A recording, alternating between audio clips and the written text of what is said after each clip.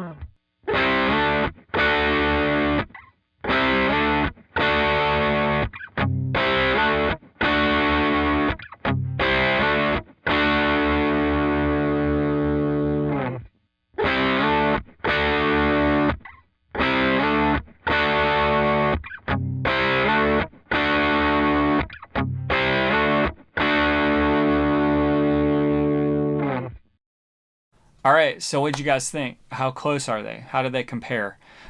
Be sure to let me know in the comments what you think and how close they are. As always, I'm impressed with the HX Stomp.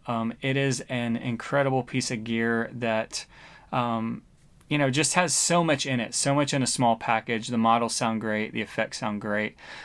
If I have a choice, I'm going to use my amps. I have a lot of great amps, but having the option to run direct with the HX Stomp and just have great effects when I'm using my amps is a win-win. I've mentioned that before here on this channel and in some of my other videos, but the HX Stomp is, I think, is one of the best values going these days when it comes to gear and having gear that does a lot of things and covers a lot of ground. So anyways, that does it for this video. As always, thank you so much for watching.